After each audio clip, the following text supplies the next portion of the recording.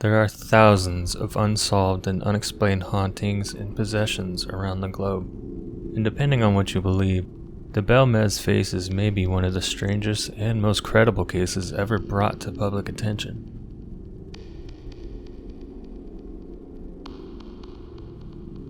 In August of 1971, in a home in Belmez, Spain, Maria Gomez Pereira noticed a stain forming on her kitchen floor which seemed to eventually turn into a disturbing face. Not only that, but the stain appeared to have moved positions inexplicably. At first, she thought she was sick with a fever and possibly hallucinating. However, she quickly found out that what she was witnessing was very real. She didn't understand it, she just knew she wanted him gone. So she tried scrubbing the creepy face stain away, but to no avail. Until eventually her husband and son destroyed the floor where the stain was haunting them with a pickaxe and re-cemented over it. This would prove to be pointless, as a week later not only did another face appear, but it wasn't the only one. There were many this time. They would continuously appear and then disappear. They would move around, change expressions, become warped or more insane looking, and then be replaced with new ones. Saying these faces are uneasy or creepy is not doing them justice. They are downright haunting. And this was only the beginning of the story. Rumors spread quickly, and everyone was eventually talking about the House of Faces, which drew a lot of visitors to the house naturally. It also caused people such as their neighbors and even neighboring villages to become very afraid, almost panicked. The people who were lining up to see this unexplained phenomenon in person had their own various reasons, but it didn't stop the fear from spreading either. Eventually it got to the point where the mayor of Belmez wanted the face dug up for testing to rule out any possibility of it being a hoax. And what followed still sends a chill down our spine, even after researching this topic for so long. Not only did the research conclude with there being absolutely zero evidence of any man-made chemicals or anything that would point to it being fake, but it was discovered that the house was actually built on top of an old graveyard. Directly below the spot where the faces were dug out were the remains of several human beings.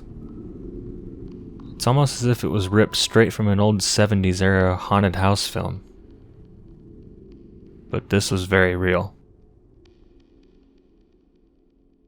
The remains of the bodies were removed and buried at a cemetery nearby.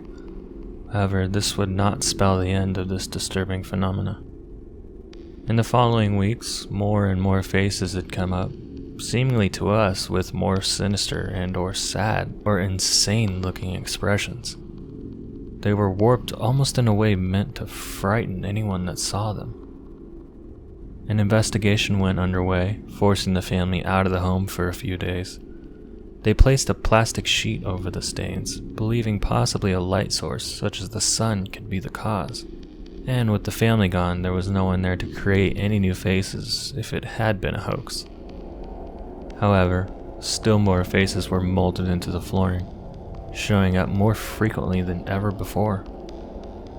During this investigation, a tape recorder was used to try and see if anything paranormal could be picked up that human ears couldn't hear. This recording is still around today, and it is without a doubt some of the most haunting audio we've ever heard.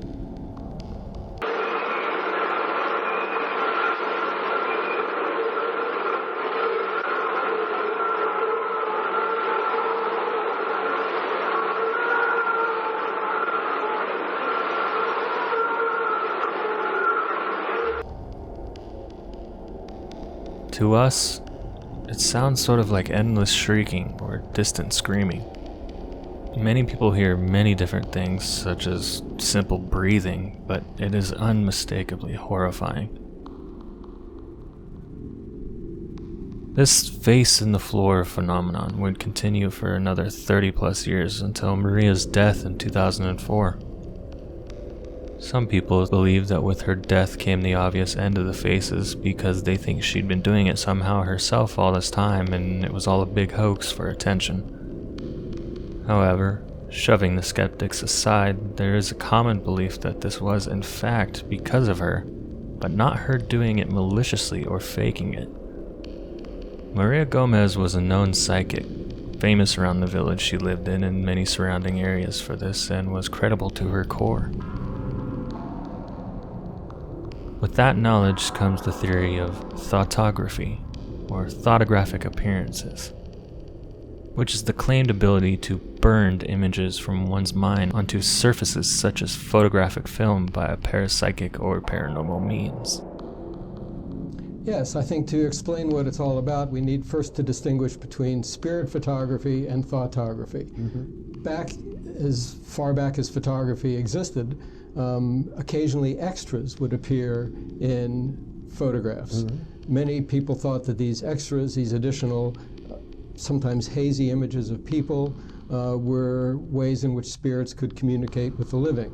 It was also a way in which fraudulent photos could be produced, darkroom techniques even at that time.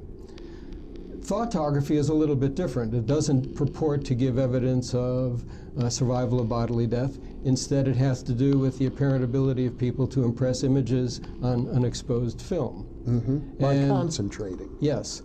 Or even inadvertently. I mean, the earliest experiments were done in like 1910 by a Japanese researcher named Fukurai, and he found while studying a clairvoyant that images were appearing on photographic plates that he had. And that attracted a lot of attention at the time, also a lot of criticism, and eventually Fukurai dropped that research altogether. And not that it was ever proven to be fraudulent. No, quite the contrary. This is to be taken as the definitive answer, then Maria was the cause of the faces in Belmez. She just didn't know it.